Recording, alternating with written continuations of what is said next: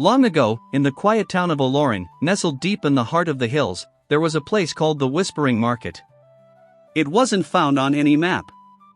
The only way to reach it was to be lost, truly lost, at a time when you most needed to find something you weren't even searching for. 12-year-old Nia had no intention of stumbling into that place.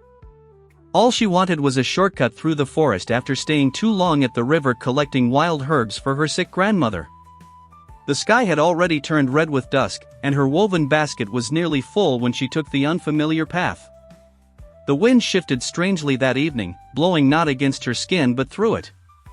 Trees seemed to watch her. Shadows didn't fall right.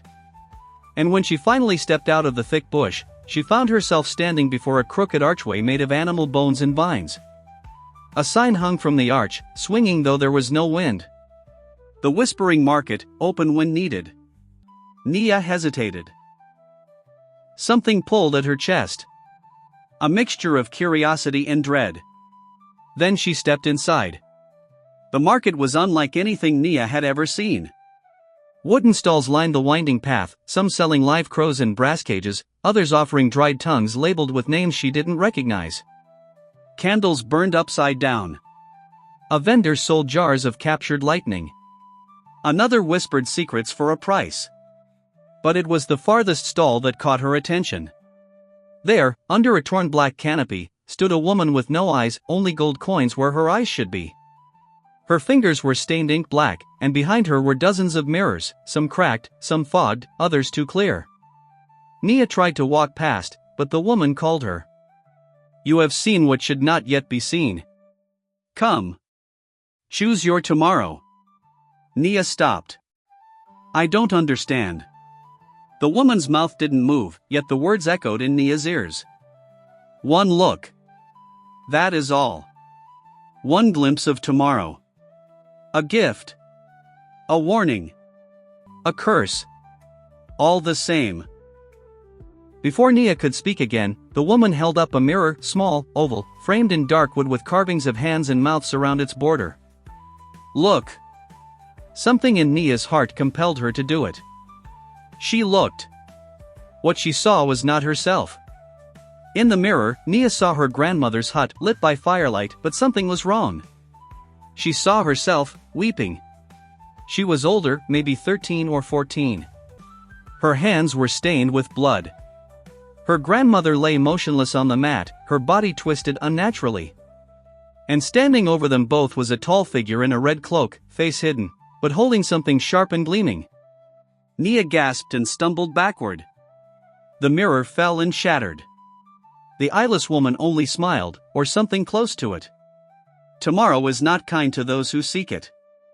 But perhaps you will change it. Or perhaps it will change you."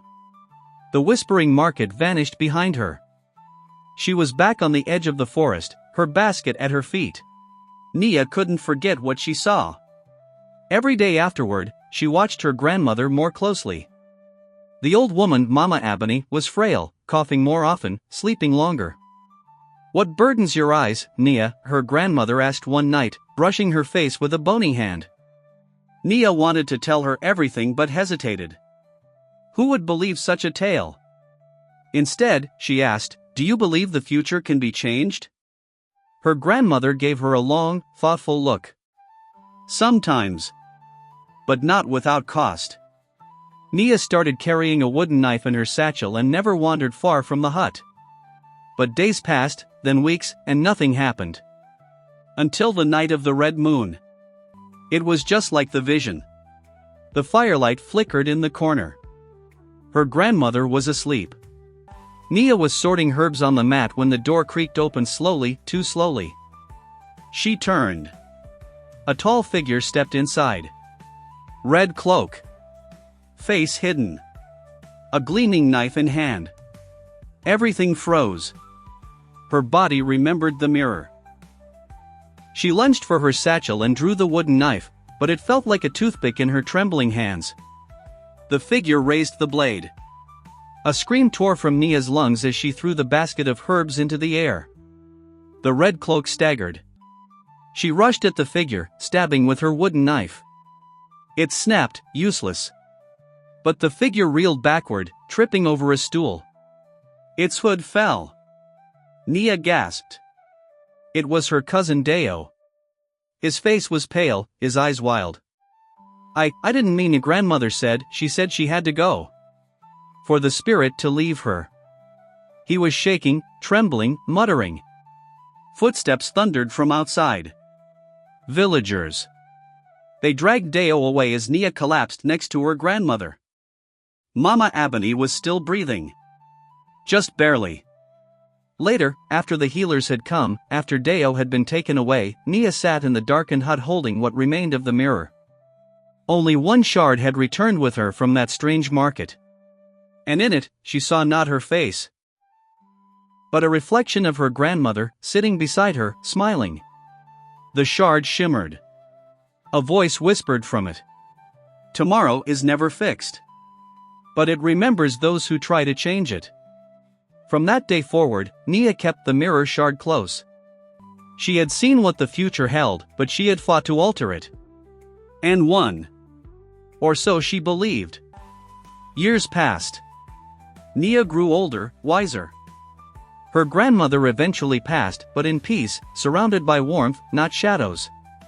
The villagers spoke of Nia as a seer, one who understood time in strange ways. Some feared her. Others sought her advice. But one evening, as she sat in her hut staring into the shard of the mirror, a new image appeared. She saw a young boy, no older than she had once been, walking into a twisted market under a sky of fire. And she knew, then, that the mirror never stopped showing tomorrow. It only waited for those willing to look.